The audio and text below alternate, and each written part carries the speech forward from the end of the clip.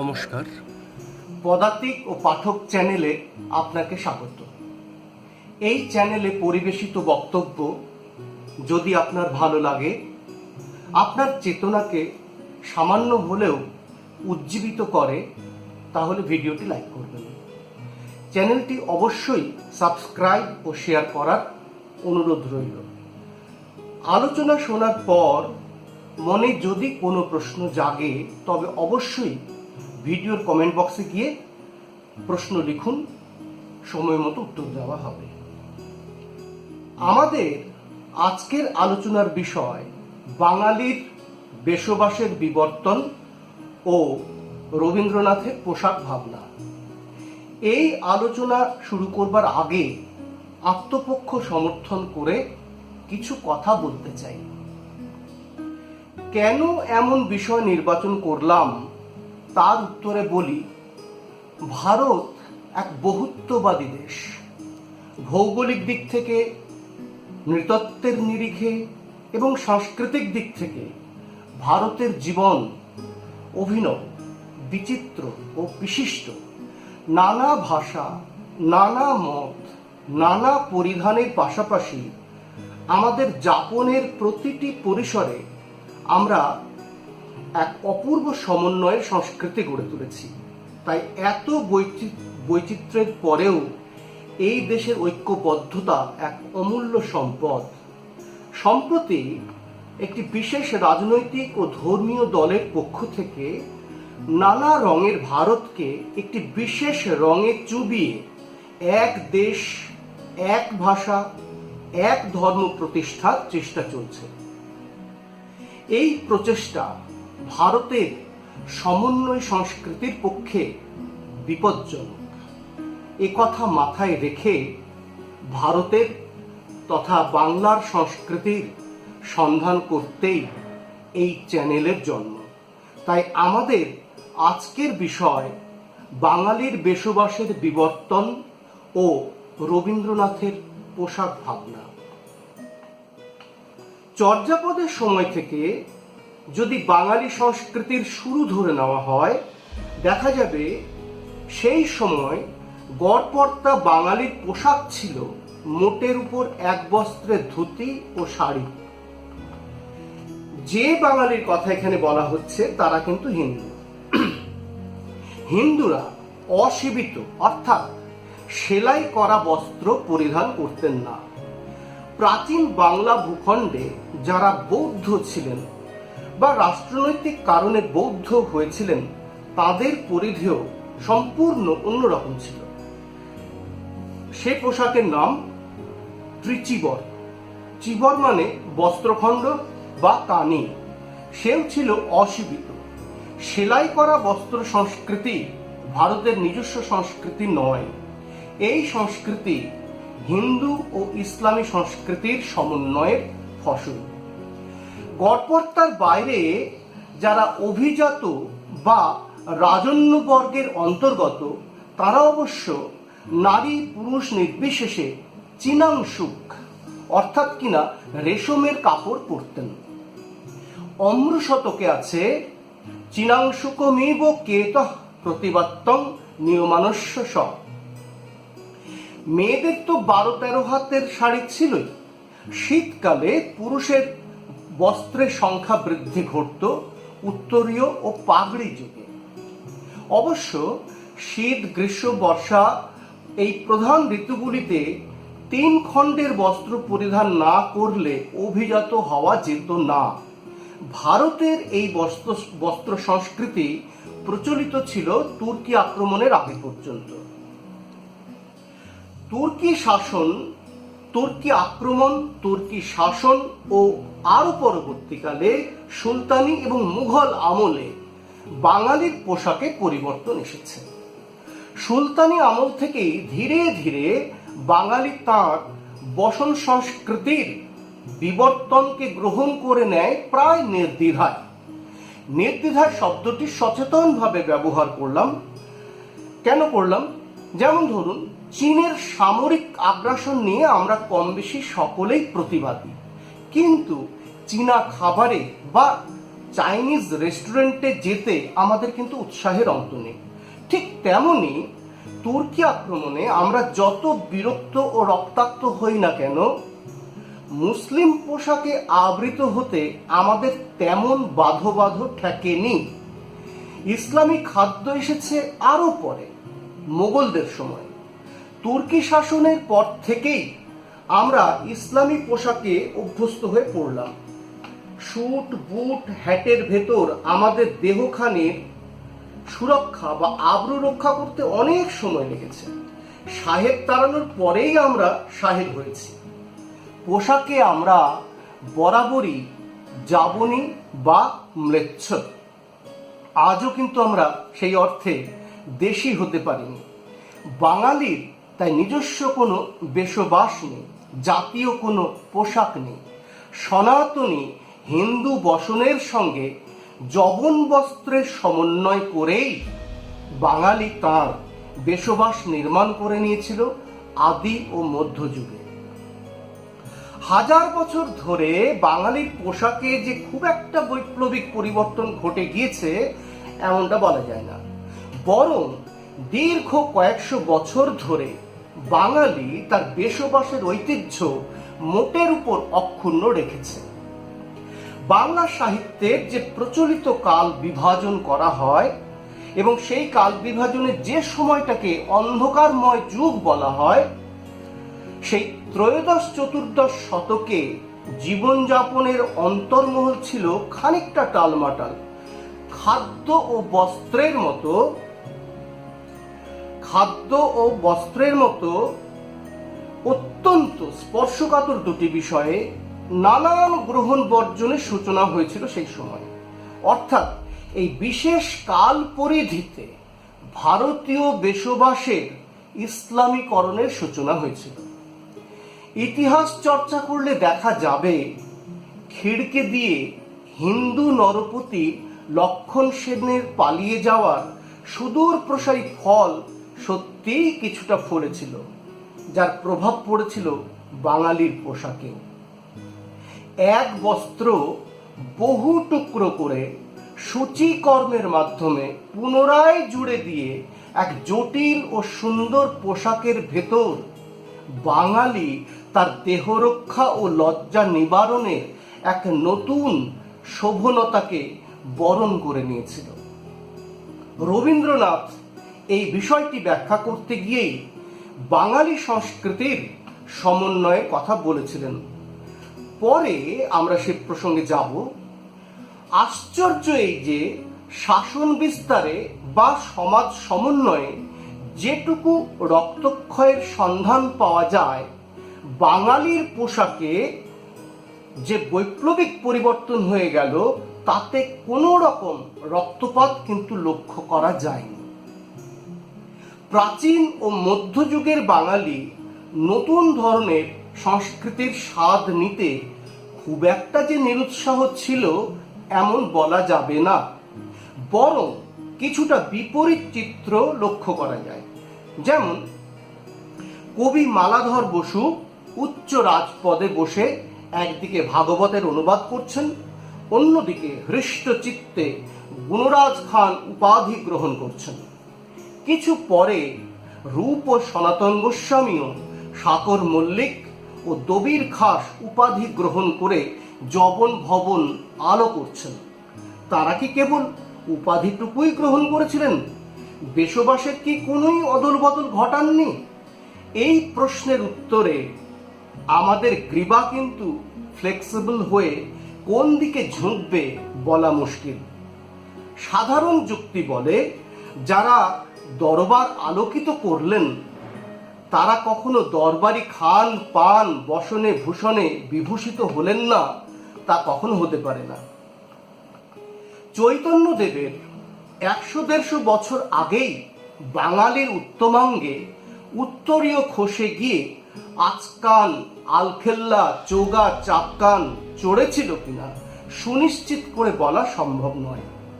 তবে যুক্তি সাপেক্ষে কিছু ইতিবাচক ইঙ্গিত পাওয়া যাচ্ছে। যেমন বাঙালি রেগে গিয়ে যে তুর্কি নাচন কথাটা বলে, তাতে মালুম হয় যে তুর্কি শাসনে বাঙালির ক্ষোভ তখনও প্রশমিত হয়নি বটে, কিন্তু তার সংস্কৃতির মধ্যে, তার অশনে বসনে তুর্কি ছোঁয়া লেগেছিল বলেই তো প্রবচনটির জন্ম। পুরুষের, বিশেষত প্রশাসনের কাজে যুক্ত থাকা পুরুষের পোশাকে বিজাতীয় বসনের অর্থাৎ কাপড় কেটে সেলাই করা বস্ত্রের ব্যবহার দেখা যাচ্ছিল। সূচিকর্মহীন এক বস্ত্রে থাকতো আম জনতা, তবে নারীর বসন ছিল অবিবর্তিত। আসলে সংস্কার যতটা বাইরে হয়, ঘরের মধ্যে ততটা হয় না, হলেও বিলম্বিত নয়। কারণ রাজচ্ছত্রের কুটকচালি কিংবা ময়দানের যুদ্ধক্ষেত্র রান্নাঘরে কিংবা শোয়ার ঘরে খুব সহজে প্রবেশ করতে পারে না। সেই কারণে বিধর্মিত্রস্ত পুরুষ শাসিত সামন্তী ব্যবস্থায় হিন্দু মেয়েদের ফ্যাশন দুরস্ত হওয়া এক কথায় নামুমকিন ছিল। প্রাচীন বাঙালির পরনের কাপড় চোপড় সম্পর্কে বলতে গিয়ে বাঙালির ইতিহাস বইতে নিহার রঞ্জন রায় জানিয়েছেন, উত্তর ভারত ব্যতিরেকে প্রায় সমগ্র ভারতে সেলাই করা বস্ত্রের প্রচলন আদি যুগে ছিল না। সেলাই না করা বস্ত্রের ব্যবহার পরবর্তী সহস্রাব্দেও প্রচলিত ছিল। প্রাচীন বাঙালির পোশাকে যেটুকু ফ্যাশন ছিল সে ওই পুরুষের ধুতির কাছায় ও কোঁচায়। মেয়েদের ক্ষেত্রে তা ছিল ধুতিকে রাঙিয়ে নেওয়ায়। হরিদ্রা অর্থাৎ হলুদ সহ নানা রঙিন ফুলের নির্যাসে ধুতি রাঙিয়ে নেওয়াই ছিল শাড়ির ফ্যাশন। তিনি লিখছেন, আমি কোট করছি, ধুতি ও শাড়িই ছিল প্রাচীন বাঙালির সাধারণ পরিধেয়। তবে একটু সঙ্গতি সম্পন্ন লোকেদের ভিতর ভদ্র বেশ ছিল উত্তর বাস রূপে আর এক খণ্ড সেলাইবিহীন বস্ত্রের ব্যবহার, যাহা ছিল পুরুষদের ক্ষেত্রে উত্তরীয়, নারীদের ক্ষেত্রে ওড়না। ওড়নাই প্রয়োজন মতো অবগুণ্ঠনের কাজ করিত। দরিদ্র ও সাধারণ ভদ্র গৃহস্থ নারীদের এক বস্ত্র পরাটাই ছিল রীতি। তখনকার ধুতি দৈর্ঘ্যে ও প্রস্থে অনেকটা ছোট ছিল। হাঁটুর নিচে নামাইয়া কাপড় পরা ছিল সাধারণ নিয়মের ব্যতিক্রম। শাড়ি ধুতির মতো এত খাটো নয়, পায়ের কবজি পর্যন্ত ঝুলানো এবং বসন প্রান্ত পশ্চাৎ দিকে টানিয়া কচ্ছে রূপান্তরিত নয়। আজিকার দিনের বাঙালি নারীরা যেভাবে কোমরে বা একাধিক পেঁচ দিয়া অধবাস রচনা করেন, প্রাচীন পদ্ধতিও অনুরূপ। তবে আজিকার মতন প্রাচীন বাঙালি নারী শাড়ির সাহায্যে উত্তরবাস রচনা করিয়া দেহ আবৃত করিতেন না। তাহাদের উত্তর দেহাংশ অনাবৃত রাখাই ছিল সাধারণ নিয়ম। তবে কোনো কোনো ক্ষেত্রে বোধহয় সঙ্গতি সম্পন্ন উচ্চকোটি স্তরে এবং নগরে হয়তো কতকটা মধ্য ও উত্তর পশ্চিম ভারতীয় আদর্শ ও সংস্কৃতির প্রেরণায় কেহ কেহ উত্তরী বা ওড়নার সাহায্যে উত্তরার্ধের কিছু অংশ ঢাকিয়া রাখিতেন বা স্তনযুগলকে রক্ষা করিতেন চলি বা স্তনপট্টের সাহায্যে। ভারতের বিভিন্ন প্রান্তে নারীর উত্তমাঙ্গের বসন নিয়ে বিস্তর বিতর্ক আছে, আমরা এখানে সে ক্যাচালে ঢুকব না।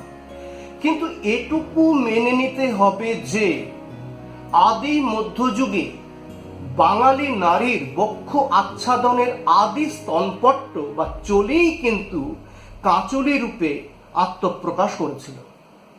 কাঁচুলি হয়ে উঠেছিল নারীর আধুনিক বক্ষ বন্ধনীর প্রোটোটাইপ, যদিও তা সীমাবদ্ধ ছিল উচ্চ বর্গের অর্থাৎ সম্ভ্রান্ত শ্রেণীর মেয়েদের মধ্যে।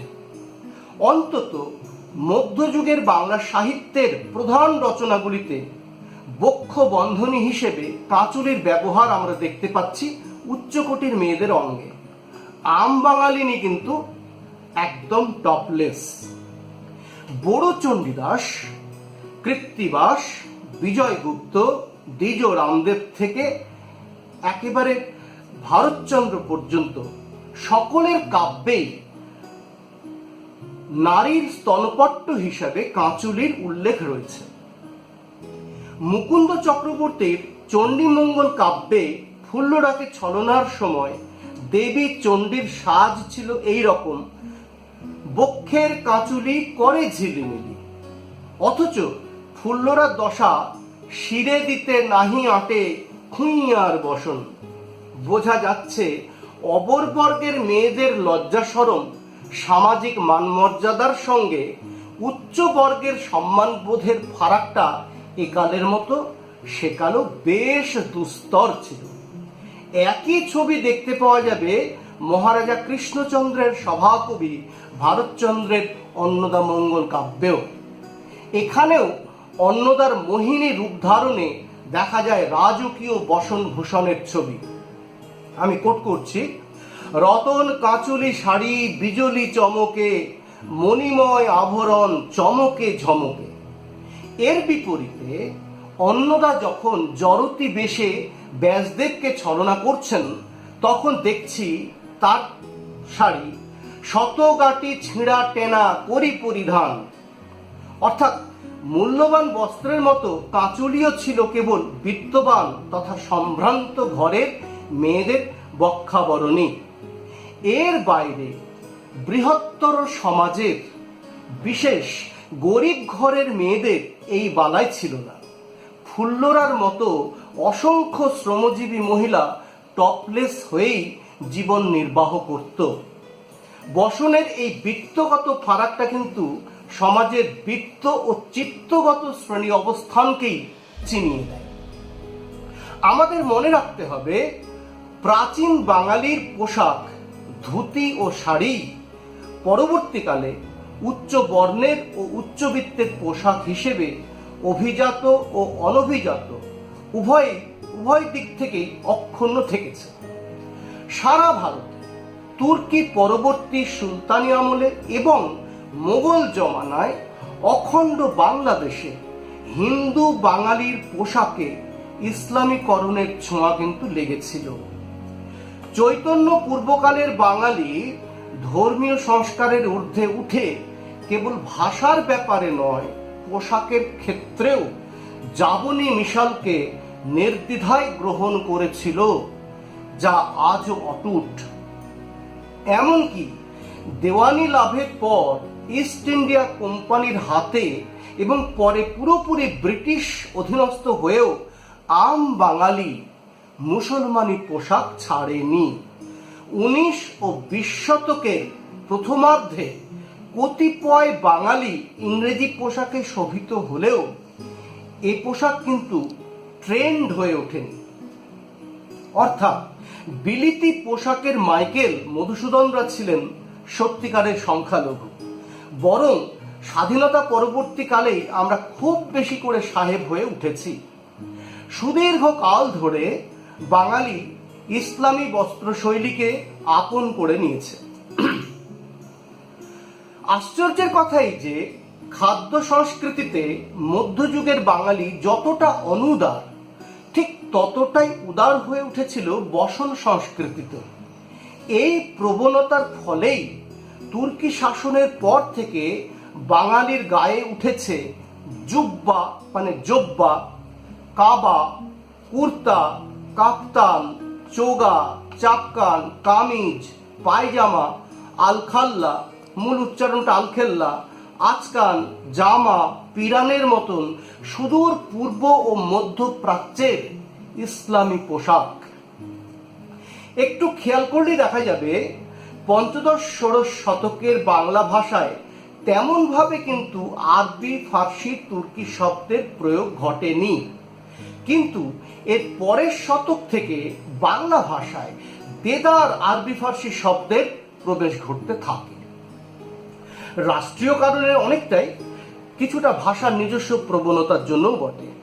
খেয়াল করলে দেখা যাবে বেশ কিছু বিশিষ্ট ও মৌলিক তদ্ভব শব্দের ব্যবহার পুরোপুরি উঠে গিয়ে সেখানে আরবি বা তুর্কি মাধ্যমে ফার্সি শব্দ প্রচলন শুরু হলো।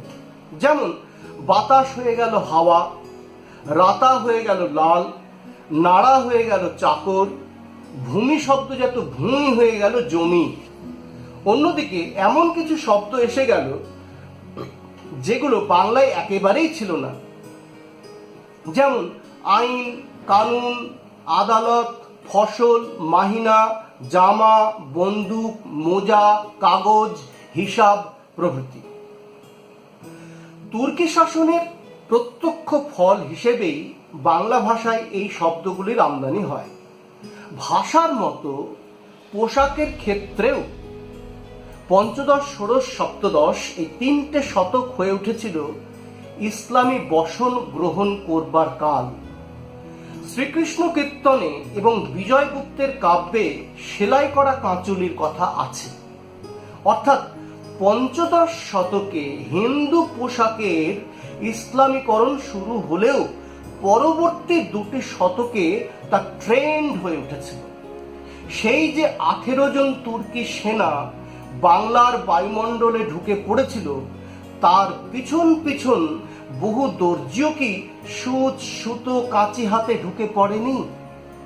সঙ্গে অনুসারী শিল্পের কারিগর হিসেবে কাপড় রং করার রংরেজির দলও এলো। নইলে ষোড়শ শতকের গণজীবনের অন্যতম রূপকার মুকুন্দ চক্রবর্তী এত নিপুণভাবে গুজরাট নগর পত্তনের বর্ণনায় মুসলমান সমাজের অন্তরঙ্গ ছবি, বিশেষ করে দর্জি ও রংরেজিদের কথা এত ঘটা করে বলতেন না। আমি কয়েকটা উদ্ধৃত করছি।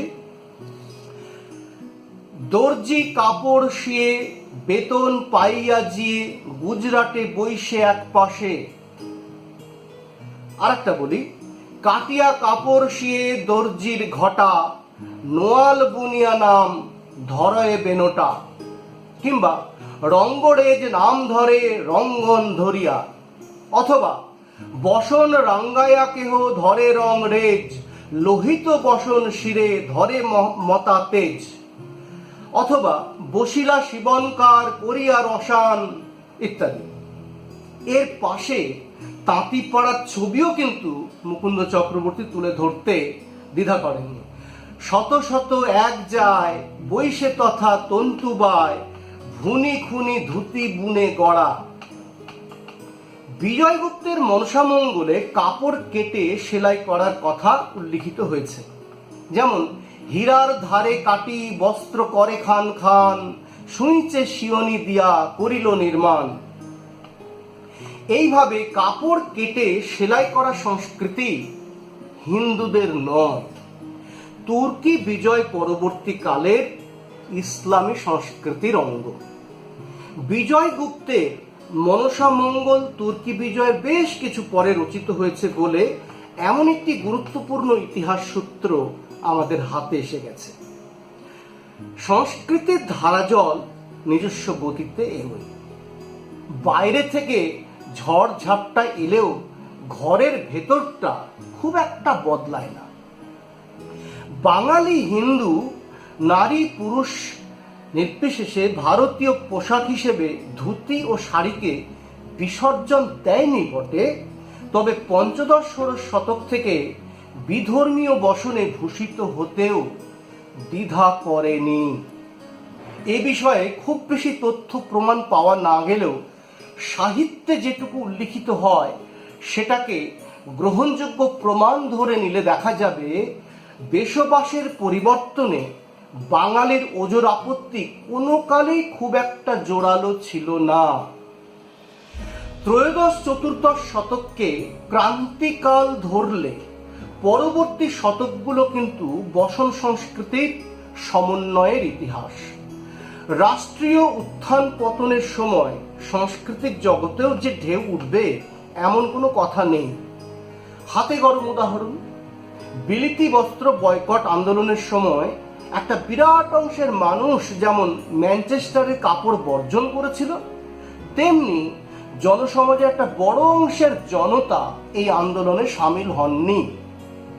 ঘরে বাইরে উপন্যাস এর উল্লেখযোগ্য প্রমাণ। আদি মধ্যযুগের একেবারে শেষ স্তর থেকেই উচ্চবিত্ত শ্রেণীর, বিশেষ করে মসনদে চাকরি করা হিন্দু বাঙালির ফর্মাল ড্রেস হয়ে উঠতে শুরু করেছিল ধুতির উপর আচকান বা চাপকান, কখনো কখনো আলখাল্লা বা জুব্বা। নিম্নাঙ্গের পোশাক হিসাবে ছিল ধুতির পাশাপাশি ইজের বা পায়জামা। পায়ে উঠল মোজাসহ পাদত্রাণ বা চর্ম নির্মিত উপানহ, অর্থাৎ আজকের চটি বা চপ্পল, এবং সেই সঙ্গে বুট। আর মাথায় উঠল পাগড়ি, পাগড়িতে চড়ল কলগি, এমনকি টুপিও। চণ্ডীমঙ্গলে পাওয়া যাচ্ছে মোজা পানই জিনো নিরময়ে প্রতিদিন। ধর্মমঙ্গল কাব্যে মানিক গাঙ্গুলি লিখছেন পায়ে মোজা শিরে টোপের কথা। বিজয়গুপ্ত থেকে ভারতচন্দ্র, অর্থাৎ পঞ্চদশ ষোড়শ শতক থেকে একেবারে অষ্টাদশ শতক, এই 300 বছরে হিন্দু বাঙালির পরনে যে যে পোশাক উঠেছে তার একটা তালিকা নির্মাণ করে নিলে বাঙালির বসন সংস্কৃতির একটা সম্পূর্ণ চালচিত্র তুলে ধরা সম্ভব। কলকাতা বিশ্ববিদ্যালয় থেকে প্রকাশিত বঙ্গ সাহিত্য পরিচয় নামে একটি গ্রন্থ আছে। এই গ্রন্থে আঙ্গি নামক পুরুষের একটি উত্তমাঙ্গ বসনের কথা উল্লিখিত হয়েছে। গায়ে আঙ্গি, মাথে টুপি। এই আঙ্গি শব্দটি এসেছে হিন্দি অঙ্গা থেকে, আর আঙ্গি এর অর্থ চলি এসেছে অঙ্গ রাখাতে। মূল শব্দটি সংস্কৃত অঙ্গরক্ষণ থেকে এসেছে। হিন্দি অঙ্গরাখা আর সংস্কৃত অঙ্গরাখা আলাদা আলাদা শব্দ, অর্থ ভিন্ন। চৈতন্য চরিতামৃতে আঙ্গি শব্দটির ব্যবহার আমরা পাচ্ছি। অন্তলীলার 12 পরিচ্ছেদে রয়েছে, কোট করছি, পেটাঙ্গি গায়ে করে দণ্ডবত নমস্কার, গোবিন্দ কহে শ্রীকান্ত আগে পেটাঙ্গি উতার। এই শ্রীকান্ত সেন, আসলে এই শ্রীকান্ত হলেন শিবানন্দ সেনের ভাগ্নে। আর পেটাঙ্গি মানে জামা, অর্থাৎ কিনা অঙ্গরাখা। মজাটা হলো হিন্দি অঙ্গরাখার অর্থ কিন্তু অঙ্গরক্ষক বর্ম, আর অঙ্গরাখা অর্থাৎ আং রাখা সম্পূর্ণ পূর্ব প্রাচ্যের পোশাক, যা আসলে চাপকানের মতো লম্বা ঝুলের ঢিলাঢালা জামা। রামায় পণ্ডিতের শূন্য পুরাণের অপেক্ষাকৃত আধুনিক পুঁথিতে হিন্দি ফার্সি মেশা ভাঙা বাংলায় লেখা প্রশ্নোত্তরমূলক একটা গদ্য পাওয়া যাচ্ছে, যার একটিতে আং রাখার উল্লেখ পাওয়া যায়। আমি উদ্ধৃত করছি, কাহা যাতে হও খনকার আঙ্গা রাখা লাগায় গায়, শির মে টোপি তেরা, হাত মে ছুরি তেরা, পাউশ ডেকে যায়। পিরানের কথায় আসি। পিরান বা পিরাহন আসলে লম্বা ঢিলা জামা, যার উৎসভূমি পারস্য। মূল শব্দটি ফার্সি থেকে এসেছে। ফার্সি শব্দটি হলো পাহরাহান। গোপীচন্দ্রের গানে পিরানের উল্লেখ রয়েছে।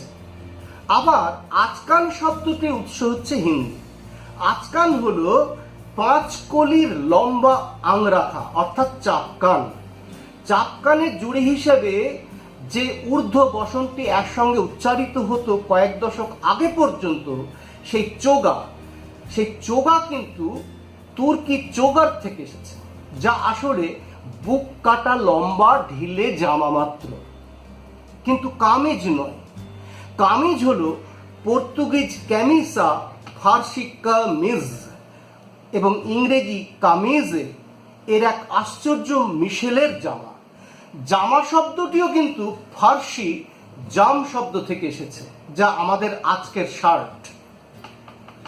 চাপকানের কাছাকাছি কিন্তু তাকে আড়ে বহরে ছাপিয়ে যাওয়া পুরুষের ঊর্ধ্বাঙ্গ ঢাকার আরেকটি বসন আমরা পাচ্ছি, সেটি হলো আলখেল্লা বা আলখাল্লা।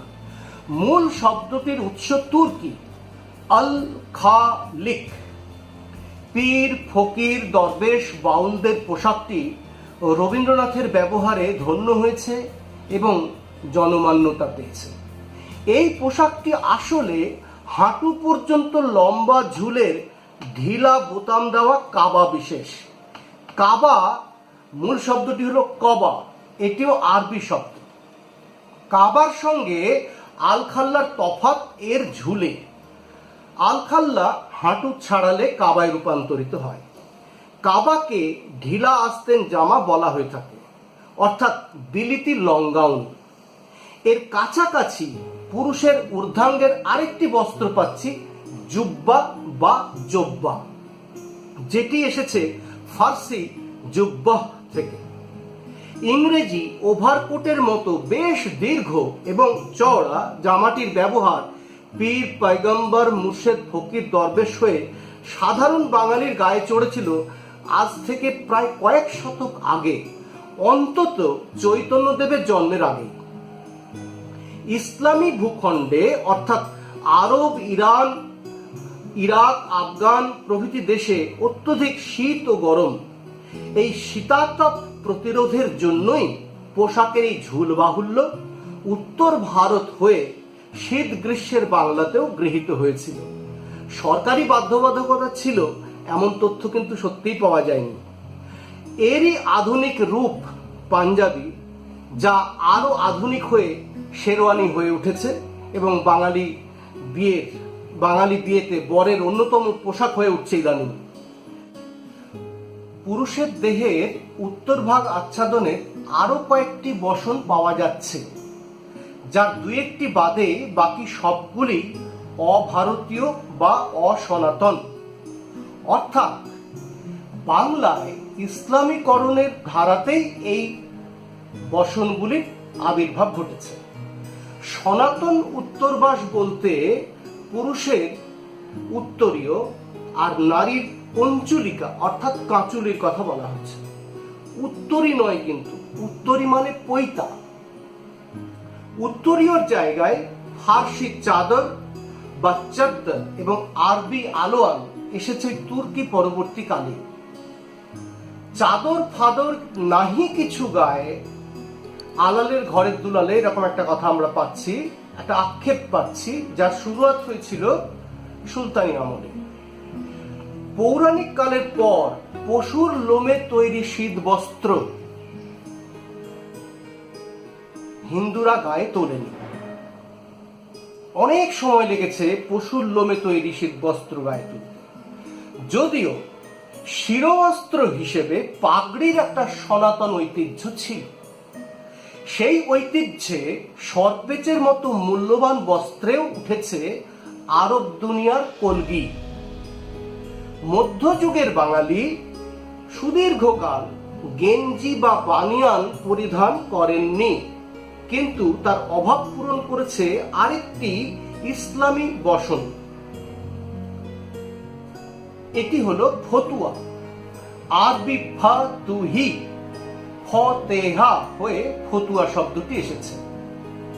মধ্যযুগে এই স্বল্প বাসের পোশাকটি গ্রীষ্মপ্রধান ভূখণ্ডে জায়গা করে নিয়েছিল কিনা নিশ্চিত করে বলা সম্ভব হচ্ছে না, কারণ সমকালীন পুঁথিপত্রে বা কাব্য সাহিত্যে এর সামান্যতম উল্লেখও পাওয়া যাচ্ছে না।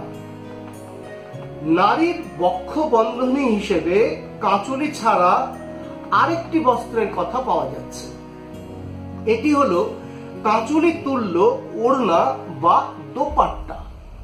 বিজয়গুপ্তের মনসামঙ্গল কাব্যে পাওয়া যাচ্ছে, নীল ওড়না মাঝে মুখ শোভা করে, সোনার কমল বলি দংশিবে ভ্রমরে। এই ওড়না হলো সনজ। সন হলো পাটের মতো এক প্রকারের উদ্ভিদ। পাট থেকে যেমন তন্তু বেরোয়, সন থেকেও সেরকম তন্তু পাওয়া যায়। বিজয়গুপ্তের সমকালে শাড়ির টেক্সচারে নানাবিধ নকশার কথা পাওয়া যাচ্ছে। সেই সঙ্গে পাচ্ছি আমরা শাড়ির নানান নামকরণ, যেমন মেঘডম্বরু, গঙ্গাজলি, চেলি, মেঘাড়ম্বর, মখমল ইত্যাদি। গোবিন্দ লীলামৃত কাব্যে এর উল্লেখ রয়েছে। ষোড়শ শতকে শাড়ির দৈর্ঘ্য বর্তমান কালের মতন 5.5 মিটার বা বড় হাতের সমান হয়ে গিয়েছিল। কবি কঙ্কন চণ্ডীতে এর উল্লেখ রয়েছে। খাসাজোড়া, দুবরার মতো শাড়ির উল্লেখ পাওয়া যাচ্ছে দ্বিজ কালিদাসের মনসা মঙ্গল কাব্যে। সপ্তদশ শতকেই প্রথম নানা রঙের ও বিভিন্ন নামের শাড়ির আগমন ঘটে। যেমন আমি কয়েকটা নাম বলছি: যাত্রা সিদ্ধ, খুঞ্চনাথ, মুঞ্জ ফুল, অগ্নি ফুল, সফরিয়া ইত্যাদি। জগজ্জীবন ঘোষালের মনসা মঙ্গল কাব্যে উচ্চমানের শাড়ির প্রকার হিসাবে এই মুঞ্জ ফুল আর অগ্নিফুল শাড়ির উল্লেখ রয়েছে। তবে নারীর নয়, পোশাকের যা কিছু বৈচিত্র্য, পা থেকে মাথা, কৌপিন থেকে কলগি, তা পুরুষেরই। শিশ্ন আচ্ছাদনের বস্ত্রখণ্ড হিসেবে কৌপিনের ব্যবহার ছিল মূলত প্রান্তিক পুরুষের, সে সন্ন্যাসী হন বা কালকেতুর মতন দরিদ্র ব্যাধি হন। খানিকটা কৌপিনের মতন ধরাই ছিল কালকেতুর অধবাস। ধরা হলো মোটা সুতোর খাটো মাপের ধুতি, আর চূড়া হলো মাথার পাগড়ি, দুয়ে মিলে ধরা চূড়া। রাজা হওয়ার পর কালকেতু ধরা ছেড়ে দিয়েছিল।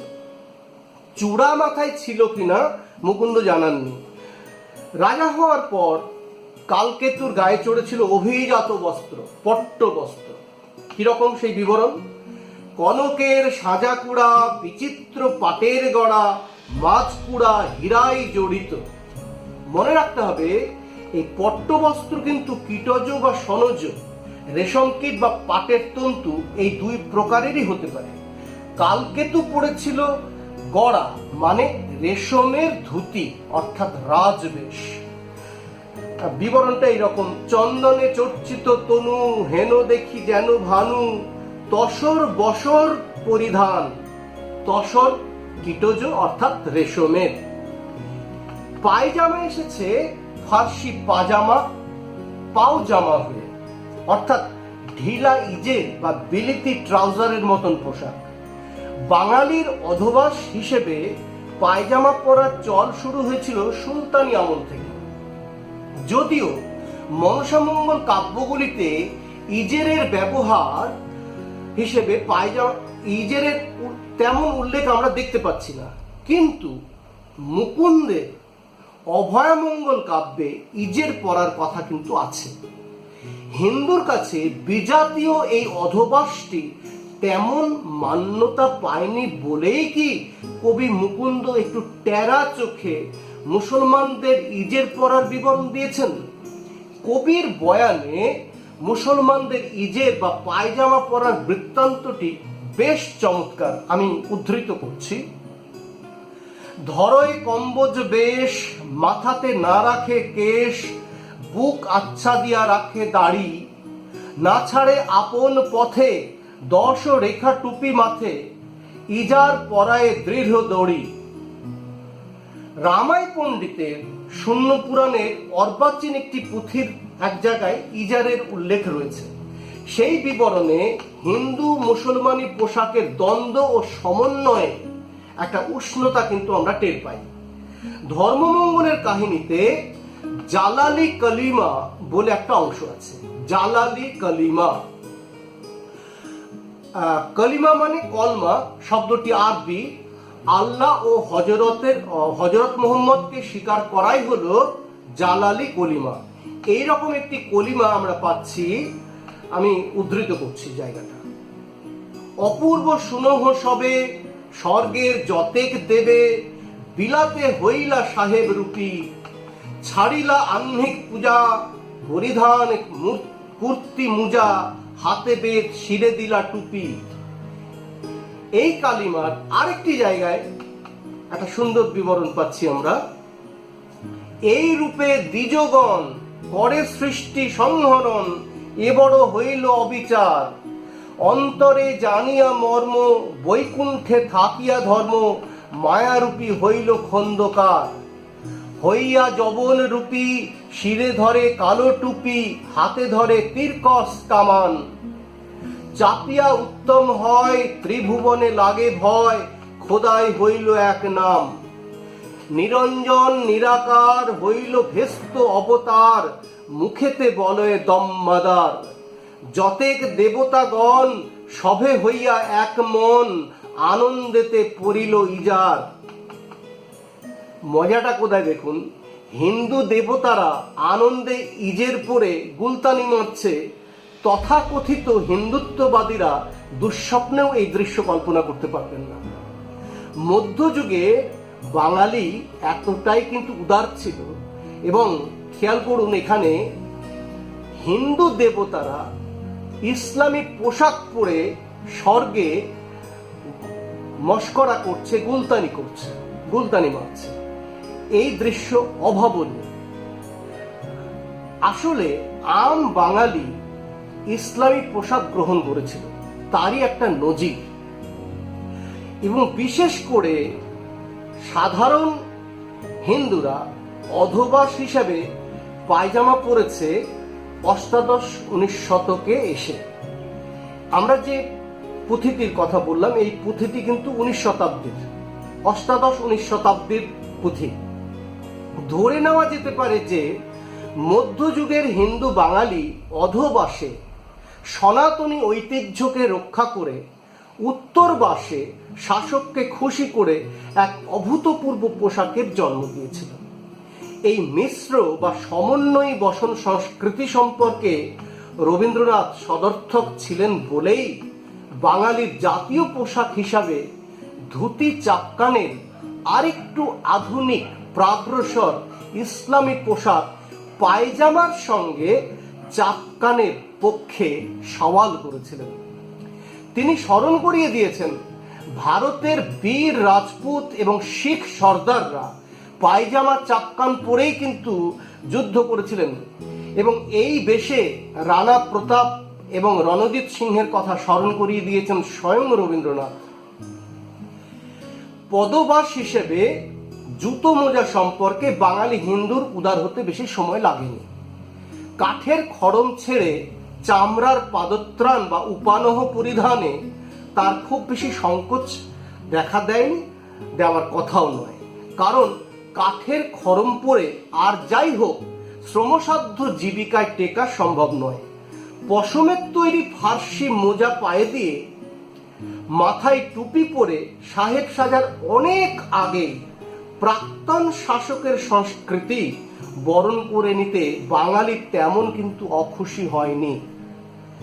মানিক গাঙ্গুলির ধর্মমঙ্গল কাব্যে মোগল আমলের খোজাদের পোশাক আমরা পাচ্ছি, পায়ে মোজা, শিরে টোপ।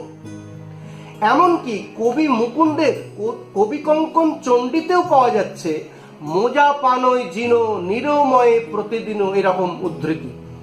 তবে এখানে বলা উচিত যে মধ্যযুগে জুতো মোজা পরার অধিকার একমাত্র পুরুষদেরই ছিল, মেয়েদের ছিল না। এর জন্য তাদেরকে কিন্তু 19 শতকের দ্বিতীয়ার্ধ পর্যন্ত অপেক্ষা করতে হয়েছে। রসরাজ অমৃতলাল বসু লিখছেন, বৌঝি তো আর বুট মোজা পরবে না। আর দ্বিজেন্দ্রলাল রায় ওরফে আমাদের দ্বিজু বাবু, তার একটি বিখ্যাত হাসির গান যেটি 1900 খ্রিস্টাব্দে প্রকাশিত হয়েছিল, তো সেই হাসি গানে তিনি ঠাট্টা করে লিখছেন, আমরা মেয়েদের জুতো মোজা দিদিমাকে জ্যাকেট কামিজ পরাই। 1576 খ্রিস্টাব্দে দাউদ খাঁর মৃত্যুর পর সমগ্র বাংলা মোগল শাসনে আসে। 12 ভূঁইয়ার ঝঞ্ঝাটের আগে পর্যন্ত বাংলায় শান্তি শৃঙ্খলা মোটের উপর বজায় ছিল। ফলে ব্যবসা বাণিজ্যের অগ্রগতি ছিল বেশ চোখে পড়ার মতো। পর্তুগিজদের সঙ্গে ভারতের ব্যবসা এই সময় কিন্তু গড়ে ওঠে। সপ্তগ্রাম, ঢাকা, শান্তিপুর, হুগলি, এই কয়েকটি জায়গায় খুব জমজমাট হয়ে ওঠে তাঁত বস্ত্রের ব্যবসা। পরবর্তী কয়েক শতকে তা আরো রমরমিয়ে বাড়তে থাকে। 1611 খ্রিস্টাব্দ নাগাদ কাশিমবাজার ও সপ্তগ্রাম, এই দুই বন্দর, বিখ্যাত বন্দর, এই দুই বন্দর থেকে অন্তত 100টি জাহাজের কথা আমরা পাচ্ছি। সেই 100টি জাহাজে বিভিন্ন পণ্য ভর্তি করে বিদেশে রপ্তানি করবার জন্য যাচ্ছিল, এবং সেই 100 জাহাজের প্রধান পণ্য ছিল সুতি বস্ত্র ও মসলিন।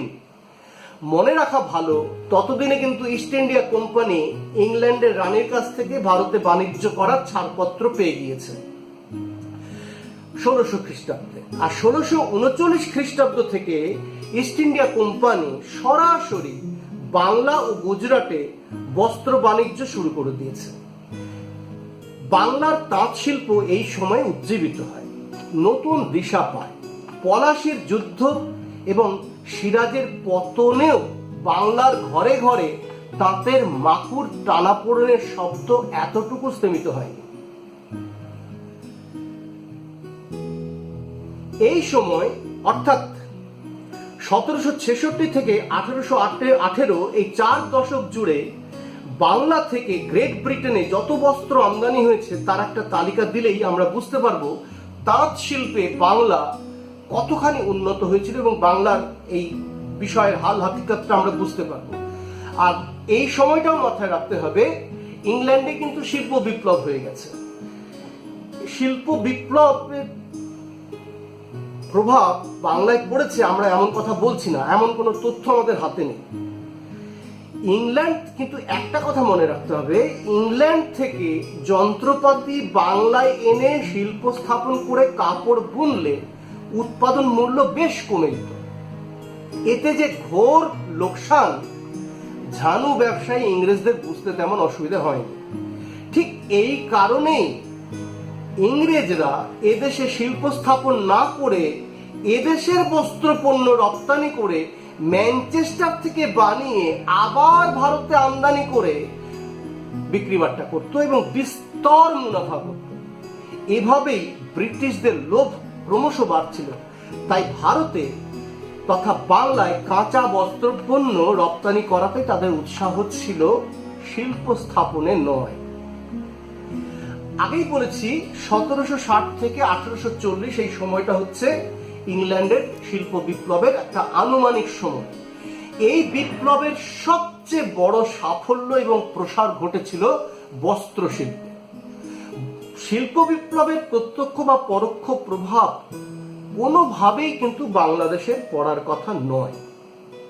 কিন্তু আশ্চর্যের বিষয় এই যে নদিয়া রাজ কৃষ্ণচন্দ্রের সমকালে, বিশেষ করে তার রাজত্বকালে অখণ্ড বাংলাদেশ জুড়ে তাঁত শিল্পের ব্যাপক উন্নতি হয়েছিল এবং প্রসার ঘটেছিল। পৃথিবীর 2 গোলার্ধে সমাপতনের মতো বস্ত্র শিল্পের রমরমা দেখা গেল। পার্থক্য এই যে এক গোলার্ধে কাপড় তৈরি হচ্ছে মেশিনে আর অপর গোলার্ধে ম্যান মেশিনে। ভারতে বয়ন শিল্পের ক্ষেত্রে বিশেষ করে সুতি বস্ত্র ও রেশমের কাপড় উৎপাদনে সেকালের বাংলার ভূমিকা ছিল অত্যন্ত উল্লেখযোগ্য। বাংলার তাঁত ও রেশমের খ্যাতি কেবল এদেশে নয়, সেকালের বিলেত অব্দি পৌঁছে গিয়েছে। বিলেত কেন? অধ্যাপক ওয়েবার তার একটি বিখ্যাত বই দ্য স্কেল অফ ইন্ডিয়ান্স বইতে জানিয়েছেন 3000 খ্রিস্টপূর্ব থেকে 2000 খ্রিস্টপূর্ব এই সময়কালে ব্যাবিলনের কিছু মমিতে বাংলা মুসলিম কাপড়ের হদিশ পাওয়া যাচ্ছে। তিনি অনুমান করেছেন সুপ্রাচীন কালে বাংলার সঙ্গে মিশরের একটা ব্যবসায়িক যোগাযোগ ছিল। বিপ্রদাস পিপিলায়ের মনসামঙ্গল কাব্যে সুতি বস্ত্রের উৎপাদন কেন্দ্র হিসাবে সপ্তগ্রামের নাম পাওয়া গেছে। ভারতে 3টি প্রদেশে প্রথম বস্ত্র শিল্পের ব্যাপক প্রসার ঘটে, গুজরাটে, মহারাষ্ট্রে এবং বাংলায়। বাংলায় বয়ন শিল্পের 3টি উল্লেখযোগ্য কেন্দ্র আমরা পাচ্ছি, সপ্তগ্রাম, শান্তিপুর, ঢাকা।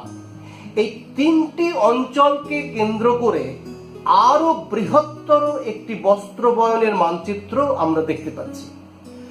আশ্চর্যের ব্যাপার এই যে কার্পাস তুলোর জন্য যে ধরনের কৃষ্ণ মৃত্তিকার প্রয়োজন তার সামান্যতম কিন্তু বাংলায় পাওয়া যায় না। অথচ সুতি বস্ত্র উৎপাদনের মূল কেন্দ্র হয়ে উঠছিল এই বাংলায়। দীনেশচন্দ্র সেন ঠিক এই কারণেই কোট আনকোট বঙ্গদেশ বস্ত্র বয়ন শিল্পের জন্মভূমি বলে রায় দিয়েছে। বাংলার বস্ত্র শিল্পের প্রধান উপাদান তিনটি: সুতি, রেশম, মসলিন। পশমের ব্যবহার ছিল বটে, তবে গ্রীষ্মপ্রধান বাংলায় পশম প্রাধান্য পায়নি। রেশম মনে রাখতে হবে, রেশম কিন্তু বহু প্রকারের হয়: মালবেরি, তসর, এরি, মুগা, অনাফি, কোন, মুসেল, তুষ, মাকড় ইত্যাদি। বাংলায় আমরা 4 প্রকারের রেশম পাচ্ছি: মালবেরি, তসর, এরি, মুগা। বস্ত্র শিল্পের যে 3টে ক্ষেত্রের কথা বলা হলো, সেখানে বাংলার তাঁতিদের যোগ্যতা বা সামর্থ্য এবং শিল্প নৈপুণ্য সেকালে যে বিশ্বমান অর্জন করেছিল তা নিয়ে আমাদের কোনো দ্বিধা নেই। বাংলার সাধারণ মানুষের নিত্য ব্যবহার্য পোশাকই ছিল সুতির ধুতি এবং শাড়ি। অভিজাত, জমিদার ও রাজন্য বর্গের মানুষ পরতেন রেশমের ধুতি আর রেশমের শাড়ি। মসলিন ব্যবহার করতেন রাজারাজরা। সমগ্র মধ্যযুগ জুড়ে মসলিন ছিল শাড়ির ফ্যাশনের সেরা আইটেম। বিয়ে থা, অন্নপ্রাশন, জাত কর্ম ইত্যাদি নানা পারিবারিক, সামাজিক, ধর্মীয় উৎসবে হতদরিদ্র না হলে রেশমের কাপড় পরার রীতি রেওয়াজ বেশ ভালোই ছিল এবং এখনো আছে। মসলিনের কথা না বললে আমাদের এই আলোচনা অসম্পূর্ণ থেকে যাবে। মসলিন আসলে কার্পাসের সুতো দিয়ে তৈরি অতি সূক্ষ্ম কাপড়। এই সুতো এতই সূক্ষ্ম ও শক্ত যে একসময় ইউরোপের লোকেরা বিশ্বাস করত যে ঢাকার মসলিন মানুষের হাতে তৈরি নয়, পরীদের হাতে সৃষ্ট। মসলিনের সূক্ষ্মতার আমি গোটার সাথে নমুনা তুলে ধরব। প্রথম নমুনা, রোমান দার্শনিক প্লিনি দ্য এল্ডার, যার সময়কাল 24 খ্রিস্টাব্দ থেকে 73 খ্রিস্টাব্দ, এই প্লিনি দ্য এল্ডার লিখছেন, আমরা যে অনুবাদটা বলবো সেই অনুবাদটা দীনেশচন্দ্র সেনের। কোট আনকোট, রোমের মেয়েরা মসলিনের ভান করিয়া স্বীয় নগ্ন অবয়ব সাধারণের চক্ষের নিকট উপস্থিত করেন। 2 নম্বর নমুনা, মসলিন পরা অবস্থায় জেবুন্নিসাকে দেখে আওরঙ্গজেব মেয়েকে ব্যাপক ভর্ৎসনা করেছিলেন। সেই ভর্ৎসনার উত্তরে জেবুন্নিসা বলেছিলেন, কোট, আমি কাপড়খানি 7 বার ঘুরাইয়া পরিয়াছি। 3 নম্বর নমুনা, জেবুন্নিসা যে মসলিন শাড়িটি পরেছিলেন সেটির দৈর্ঘ্য ছিল 20 গজ, ওজন মাত্র 10 আউন্স অর্থাৎ 283 গ্রাম।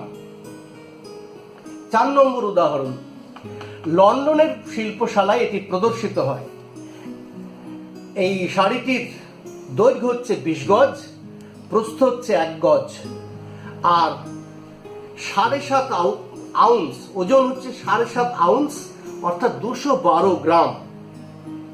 5 নম্বর নমুনা, 1776 খ্রিস্টাব্দে একটি মুসলিম শাড়ির দাম ছিল 60 পাউন্ড অর্থাৎ 5332 টাকা।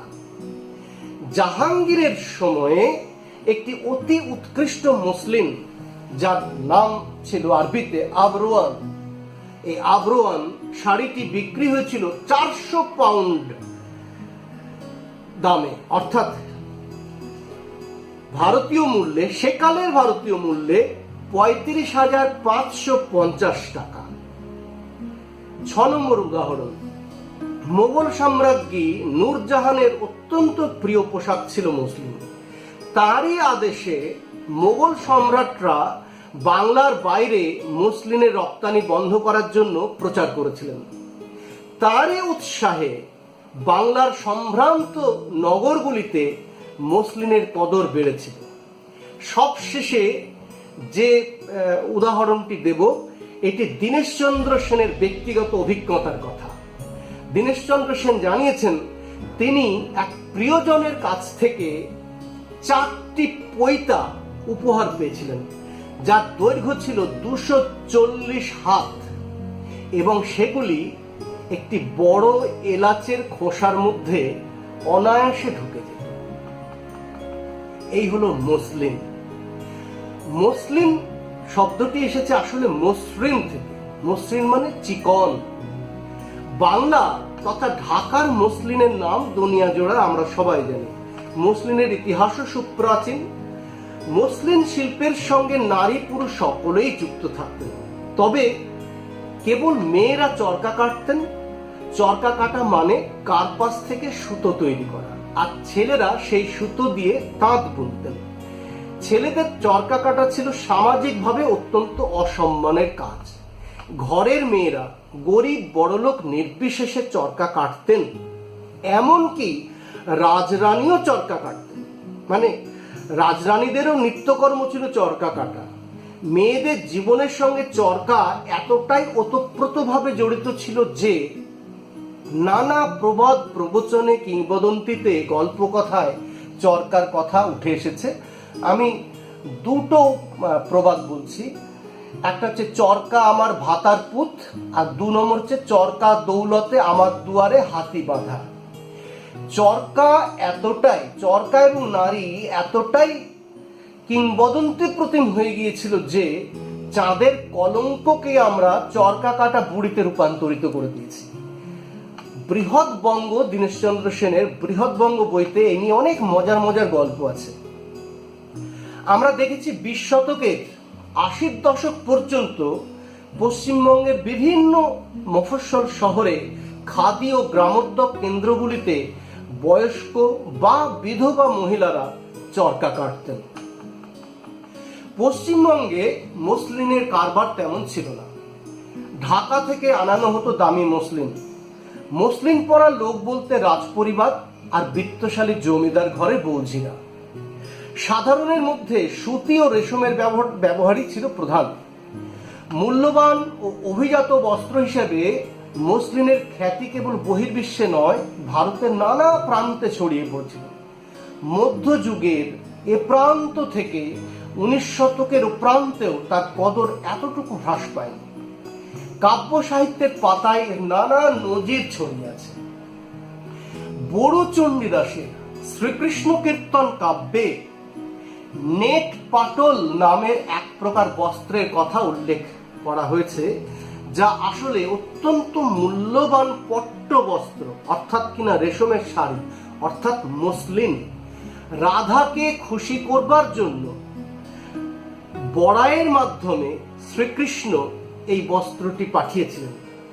রাধা যে অত্যন্ত দামি শাড়ি পরতেন তার উল্লেখও কিন্তু শ্রীকৃষ্ণ কীর্তন কাব্যে রয়েছে। আমি দুটো পংক্তি বলছি। পাট পরিধান তোর নেতের অঞ্চল, মানিকে খঞ্চিল 2 পাশে।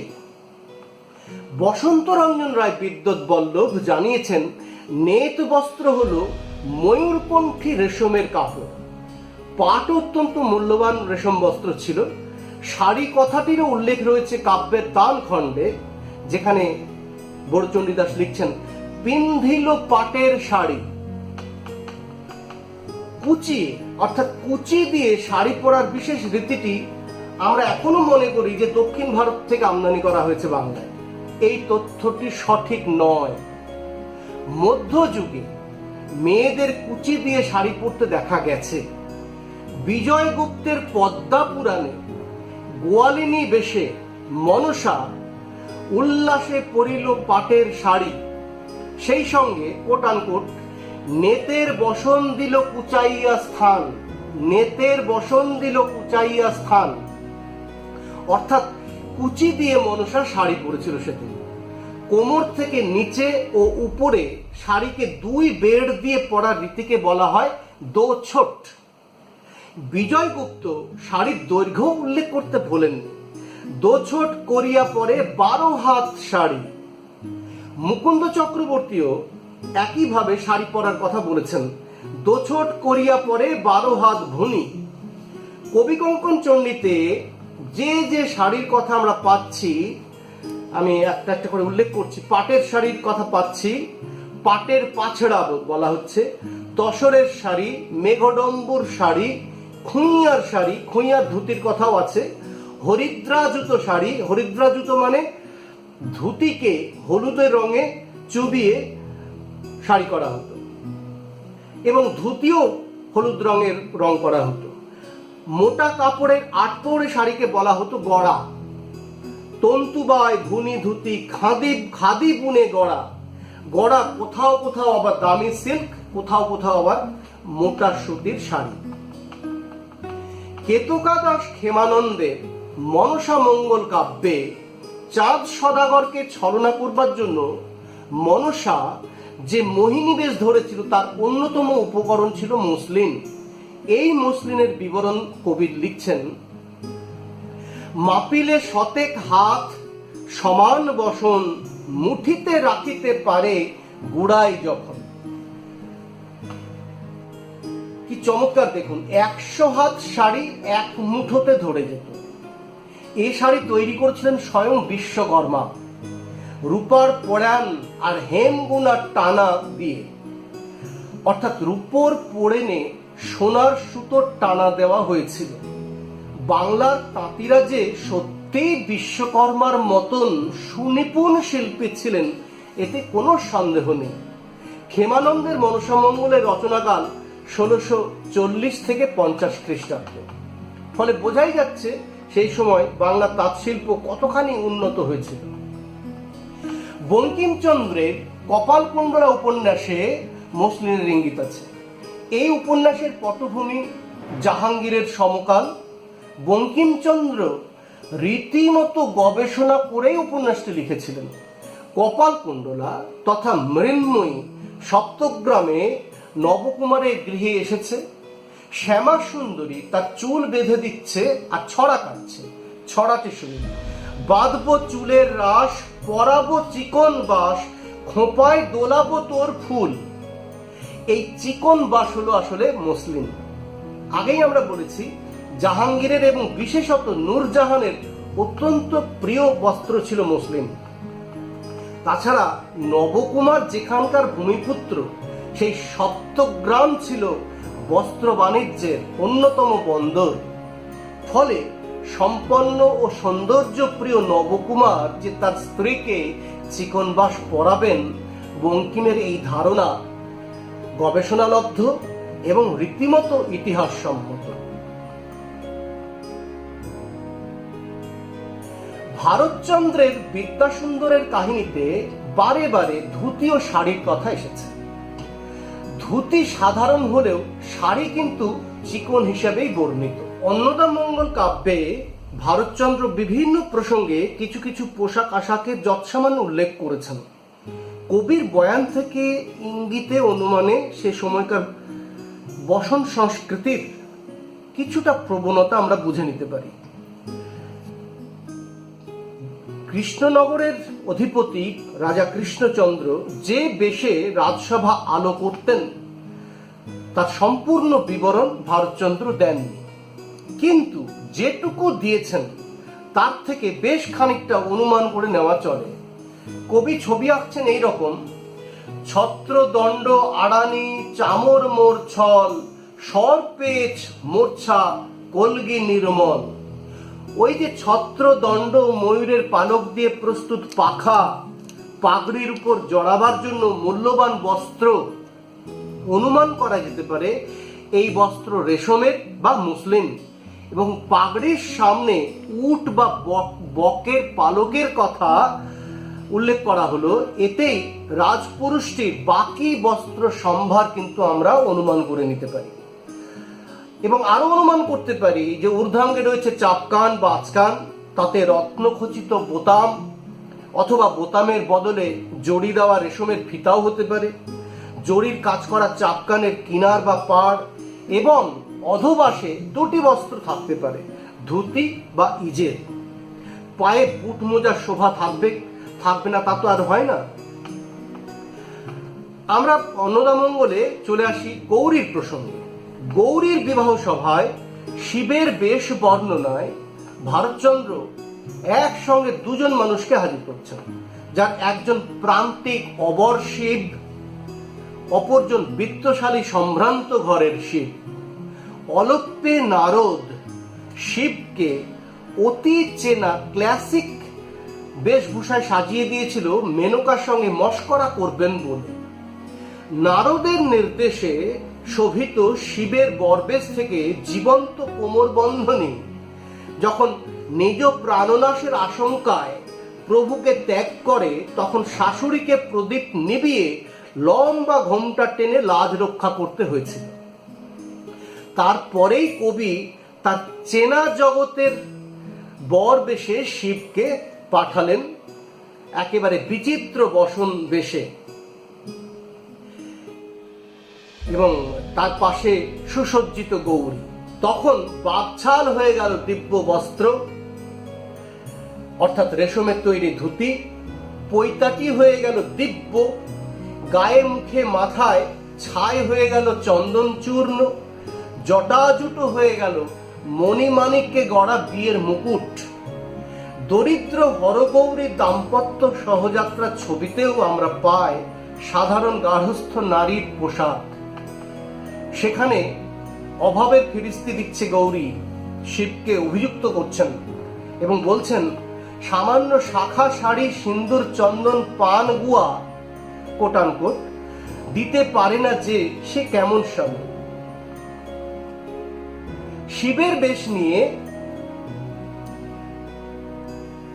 মধ্যযুগের কবিরা যেমন এক ঢিলে দুই পাখি মারার মতন বাঙালি সমাজের দুই আর্থিক অবস্থানের ছবিটাকে তুলে ধরেছেন, তেমনি কোন কবি গৌরীর বসনভূষণের বয়ান দিতে গিয়ে একই রকম ভাবে বৃত্ত বিভেদের দুই প্রান্তে নারীর অবস্থানকেও চিহ্নিত করেছেন। মধ্যযুগের কবিরা যেমন এক ঢিলে দুই পাখি মারার মতো বাঙালি সমাজের দুই আর্থিক অবস্থানের ছবিটাকে তুলে ধরেছেন, তেমনি কোন কবি গৌরীর বসনভূষণের বয়ানের মাধ্যমে একই রকম ভাবে বৃত্ত বিভেদ এবং চিত্ত বিভেদের অবস্থানটাকেও তুলে ধরেছেন। মেয়েদের ঘাগরা পরার কথা পাওয়া যাচ্ছে একমাত্র শিবায়নে। এই কাব্যের অন্যতম কবি রামেশ্বর ভট্টাচার্য কিশোরী গৌরীর রূপ বর্ণনা করতে গিয়ে বিত্তশালী ঘরের মেয়েদের বেশবাস হিসেবে ঘাগরার উল্লেখ করেছেন। সেই সঙ্গে আড়ম্বরপূর্ণ বিভিন্ন অলঙ্কারের বিবৃতি দিয়েছেন। আমরা সেই দীর্ঘ বর্ণনায় যাব না, একটুখানি উল্লেখ করছি যেটুকু আমাদের প্রাসঙ্গিক। কটি দেশে কিঙ্কিনি করিছে কলরব, ঘাঘরের উপর ঘন্টার ঘটা সব, বিচিত্র কাঁচুলি বাঁধা বুকের উপর, উড়ুগণ আলো কইরা আছে নিরন্তর। এবার এই গৌরী যখন বাগদিনী বেশ ধারণ করছেন শিবকে ছলনা করবার জন্য, তখন তার আরেকটি শ্রেণীর অবস্থান এবং চরিত্র উদ্ঘাটিত হয়ে যাচ্ছে। অষ্টাদশ শতকের কবি নিশ্চয়ই এত ভেবে কাব্য রচনা করেননি, কিন্তু সমাজের সত্যটা তার চোখের সামনে ছিল বলেই পার্বতীর বাগদিনী বেশ রাজকন্যার বেশের চেয়ে বেশি জীবন্ত হয়ে উঠেছে। কারণ তা কল্পিত নয়, আসলে ঘোর বাস্তব। কবি বলছেন, দুহাতে দুগাছি মাঠা, কাপড় পইরাছে আটটা, খাটো কয়রা আটুর উপর, পুঁতি বেড়া সাজাইছে সুন্দর, সুললিত নাকে নাক চোনা, ভুবন মোহন খোঁপা, সন্ধি শালুকের খোঁপা ইত্যাদি। মাঠা মানে মাটিয়া, মাটির তৈরি। পার্বতী আসলে পড়েছিল পোড়া মাটির বালা। রসের কাঠি মানে পলার তৈরি কণ্ঠি। এখানে পার্বতী এমন এক অর্থনৈতিক বর্গের প্রতিনিধি যার খোপায় সোনার ফুল গোজার সামর্থ্য নেই বলে গুঁজেছে সহজলভ্য শালুক ফুল। একটু সম্ভ্রান্ত পরিবারের মেয়েরা হাঁটু ঢেকে শাড়ি পরত, সেটাই সামাজিক মান্যতা এবং সম্মানের ছিল, এবং এখনো তা বরকরার আছে। ভয়াবহ দারিদ্র্যের কারণে পার্বতীর শাড়ি হাঁটুর নিচে নামেনি। 12 বা 13 হাত নয়, পার্বতীকে 11 হাতের গড়াতেই সন্তুষ্ট থাকতে হয়েছে। তাই কি শিবকে তার শাশুড়ি অনুনয় করে বলেছিল, আঁটু ঢাকা বস্ত্র দিও। এ দৃশ্য 300 বছর পরেও কি বদলেছে? শব্দে আঁকা এমন নিখুঁত ছবি আমাদের বিকাশ ভট্টাচার্যের আঁকা ছবিগুলোর কথা মনে পড়িয়ে দেয়। অষ্টাদশ শতকের বস্ত্র সংস্কৃতিতে পূর্ববর্তী কালের কিছু কিছু লক্ষণ আমরা দেখতে পাচ্ছি। এ বিষয়ে আগে অনেক কথা বলা হয়েছে, আমরা একটু অন্য প্রসঙ্গে যাই। মধ্যযুগের কয়েকজন কবি তারা নায়িকাদের বিবাহের প্রসঙ্গে সাজসজ্জার কথা বলেছেন। তার কয়েকটা আমরা এখানে উল্লেখ করব। প্রথমে নারীর সাজসজ্জা, পরে পুরুষের। আমরা প্রথমে পাচ্ছি শ্রীকৃষ্ণ কীর্তনে দান খণ্ডে পিন্ধিল পাটের শাড়ি। তারপরে চণ্ডীমঙ্গল কাব্যে পাচ্ছি দ্বিজমাধবের চণ্ডীমঙ্গলে বাছিয়া পরিল রামা দিব্য পট্ট শাড়ি। আবার ওই দ্বিজরামদেবের অভয়মঙ্গল কাব্যে আমরা খুল্লনার বিয়ের বেশ দেখতে পাচ্ছি। প্রথমে পরয়ে সখী বিচিত্র দুকুল। মুকুন্দ চক্রবর্তী লিখছেন, পার্বতী রূপবতী হরিদ্রা জুত ধুতি পরিয়া বসিল আসনে। মুকুন্দ চক্রবর্তীরই আরেকটি জায়গায় পাচ্ছি খুল্লনার 12 মাসির বিলাপে, ক্ষৌম বাস পরি আমি শুই ঢেকিশালে। প্রাচীন ভারতীয় আর্য ভাষায় ক্ষৌম শব্দটির অর্থ পট্ট বা রেশম বস্ত্র। মধ্যযুগে বহু কবির কাব্যে শব্দটির অপভ্রষ্ট রূপ খুঁয়া বা খুঁইয়া ব্যবহার হয়েছে। খুঁয়া বা খুঁইয়া মর্যাদা হারিয়ে আসলে দাঁড়িয়ে গিয়েছিল নিকৃষ্ট মোটা কাপড়। খুল্লনা এখানে সেই অর্থে খেদ ব্যক্ত করেছেন। ভারতচন্দ্র দ্বিতীয় অর্থে অন্নদামঙ্গলে লিখেছিলেন, খুঁয়ে তাঁতি হয়ে দেহ তসরেতে হাত। খুঁয়ে কাপড় বুনবার জন্য এক বিশেষ তাঁতি সম্প্রদায় ছিল, যারা সামাজিক মর্যাদা নিরিখে অবজ্ঞাত ছিলেন। খুব স্বাভাবিক কারণে তসরের কাপড় বোনায় অপর বর্গের তাঁতিদের অধিকার ছিল না। পট্টবস্ত্র ও খুঁইয়া শাড়ি দুটি বিপ্রতীক অর্থনৈতিক শ্রেণীগত অবস্থানকে ইঙ্গিত করছে এই বয়ান। একই উপলক্ষে অর্থাৎ বিয়ে থা উপলক্ষে সামাজিক অবস্থান অনুযায়ী পুরুষের বসন কেমন ছিল এক লাইন করে বলবো। প্রথমে বিজয়গুপ্তের পদ্মা পুরাণে আমরা পাচ্ছি, একখান কাচিয়া পিন্ধে আর একখান মাথায় বাঁধে আর একখান দিল সর্প গায়। একখান কাচিয়া পিন্ধে আর একখান মাথায় বাঁধে আর একখান দিল সর্প গায়। এবারে আমরা পাচ্ছি কেতকা দাস ক্ষেমানন্দের মনসামঙ্গলে লক্ষিন্দরের বিবাহ বেশ, পরিধান করিল হরিদ্রা জুত ধুতি। এবারে রামেশ্বর ভট্টাচার্যের শিবায়নে নারদের সন্ন্যাসী বেশ, কান্ধে ছিল কটির কৌপিন কইল তাতে। কান্ধে ছিল কটির কৌপিন কইল তাতে। এবারে দ্বিজরামদেবের আমরা একটা লাইন পাচ্ছি, তপ্ত মামুলি ওর কেহ পড়ে কাছি জোর, পড়ে সবে চিকন বসন। এটা বণিকের বেশ। এবারে আমরা পাচ্ছি ভারতচন্দ্র সুন্দরের বর্ধমান যাত্রায় রাজকীয় বেশ, আপনি সাজায় ঘোড়া মনোহার সাজ, আপনার সুসাজ করয়ে যুবরাজ। বিলাতি খেলাত পরে জড়কেশি চিরা, মানিক কলগি তোরা চকমকে হীরা। গলে দোলে ধুকধুকি করে ধক ধক, মণিময় আভরণ করে চকমক। এখানে দেখা যাচ্ছে দেশি এবং বিলেতি বসনে শোভিত হয়ে এবং বিপুল রত্নসজ্জায় ভূষিত হয়ে সুন্দর বর্ধমান যাচ্ছে। মহারাজা কৃষ্ণচন্দ্রের রাজোচিত বসনভূষণের কথা মাথায় রেখেই কি ভারতচন্দ্র সুন্দরের এই পরিধানের কথা ভেবেছিলেন?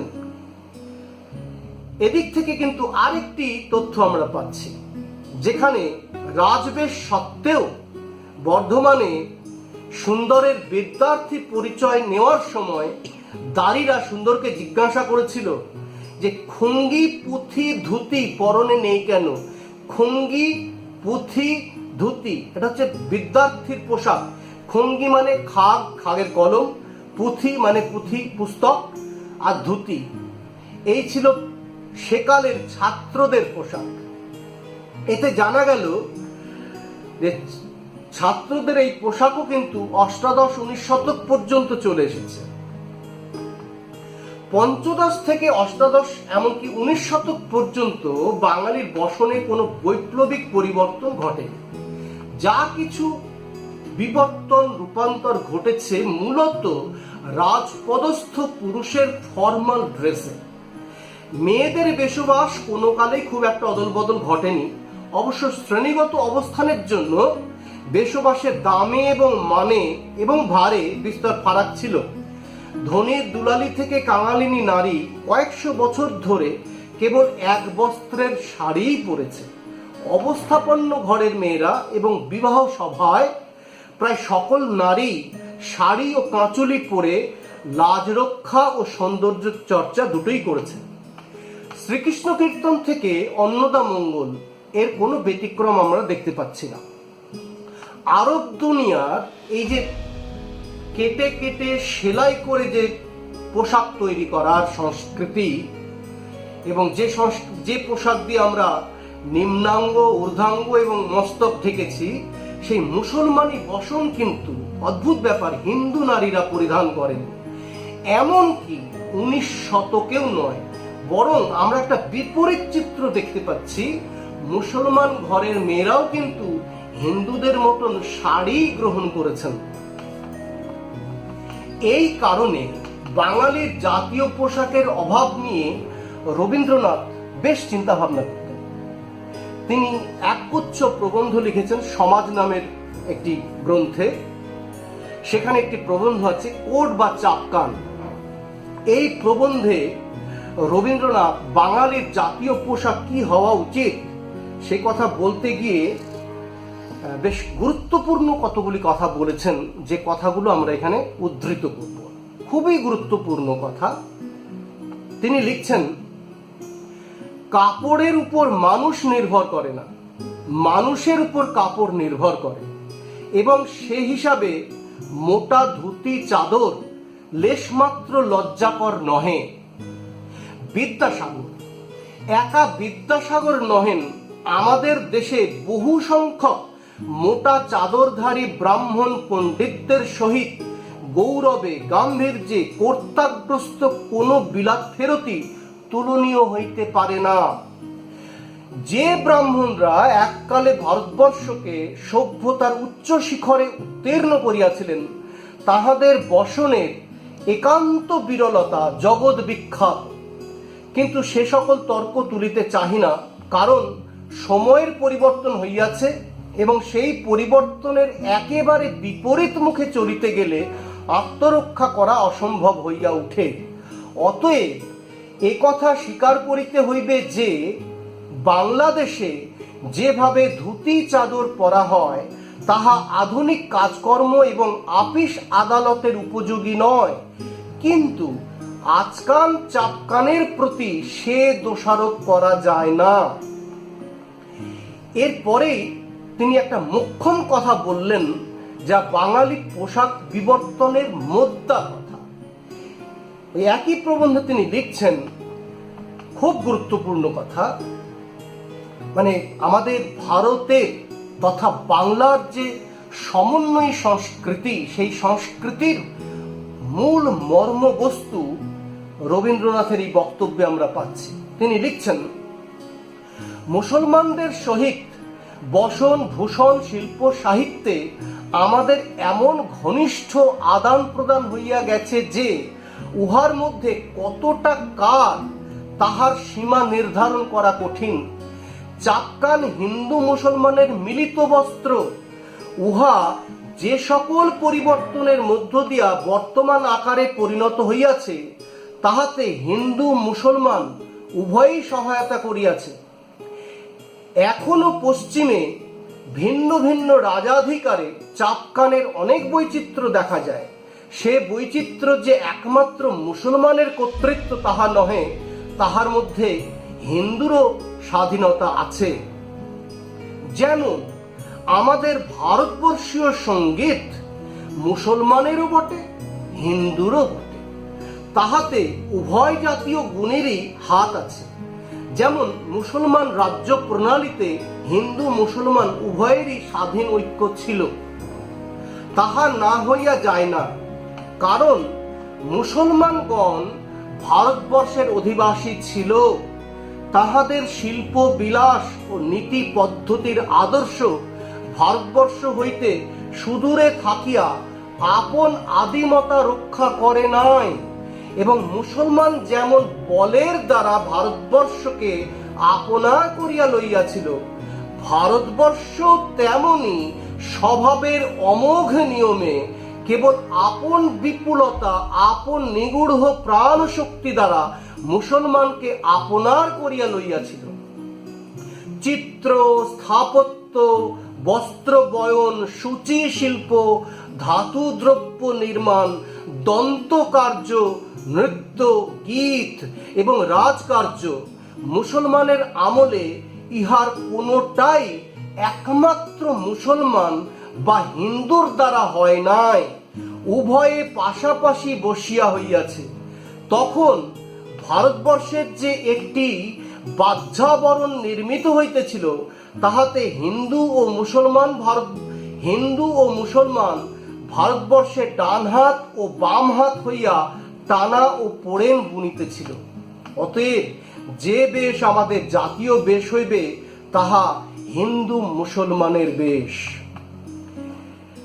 রবীন্দ্রনাথের এই কথাগুলো আমরা যদি মনে রাখি, আমাদের বর্তমান আলোচনা কিন্তু একটা বিশেষ দিগদর্শনে এগোতে পারে।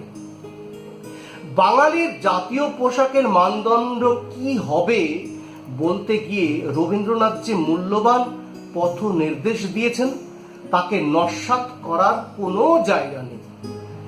পরনের কাপড়, কাজ, লাজ, সাজ, এই তিন রক্ষার জন্য হলেও এর মধ্য দিয়ে মানব সভ্যতা ও সংস্কৃতির অনেক ভেতর বাহিরের প্রবণতাকে আমরা চিনে নিতে পারি। এই দিক থেকে মানুষের বেশবাস ইতিহাসের খুব গুরুত্বপূর্ণ উপাদান। ইসলাম পূর্ব বাঙালির পোশাক কেমন ছিল সে বিষয়ে আমাদের হাতে ললিত কলার চিত্র, ভাস্কর্য এবং তালপাতায় আঁকা ঠাকুর দেবতার কিছু ছবি ছাড়া আর কিছু নেই।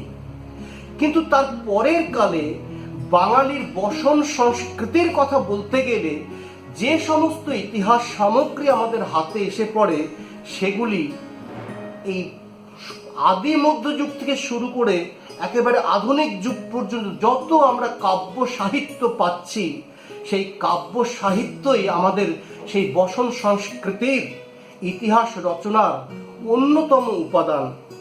বাঙালির বসন সংস্কৃতি যে অবিমিশ্র সনাতনী নয়, কিংবা আদ্যন্ত ইসলামীয় নয়, বরং এই দুয়ের সমন্বয়ে গড়া, সেই কথাটি আশা করি আমাদের এই আলোচনা থেকে আমরা বুঝতে পেরেছি। নমস্কার।